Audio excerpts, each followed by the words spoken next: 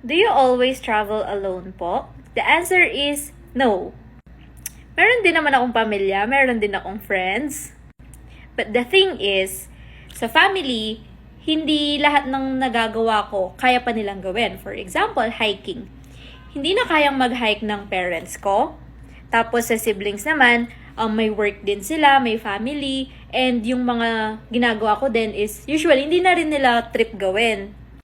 Sa friends naman, di ba may mga iba't iba tayong group of friends.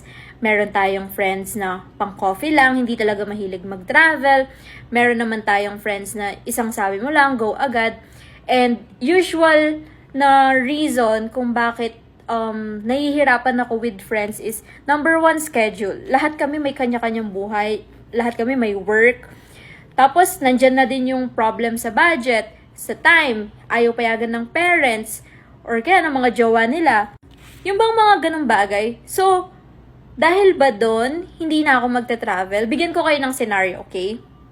Sa age ko ngayon, guys, masasabi ko na medyo mahilig ako sa extreme adventure. Hindi naman yung mga super extreme, pero for example, hiking, or yung mga canyoneering, yung mga cliff diving, ganyan.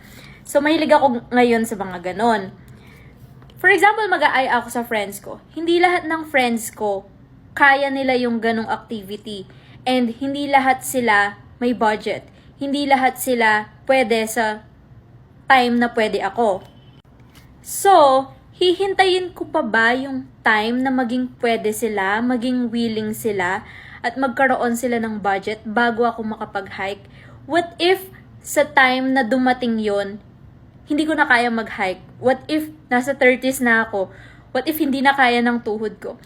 Yung bang parang, if not now, when?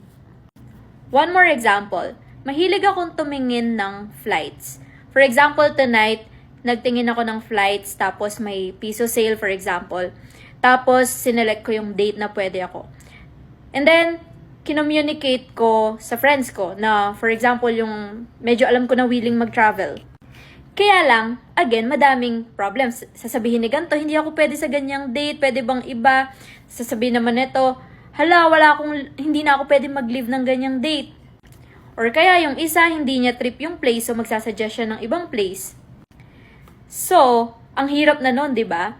For example, nagkasundo-sundo na. Tendency is, nung time na nagkasundo-sundo na, wala na yung flight, wala na yung sale. Sobrang dami pang reason, guys, pero hindi kasi enough yung 3 minutes. And yung main reason ko din for solo traveling is, grabe, sobrang self-fulfilling. Hindi na kasha, bye-bye!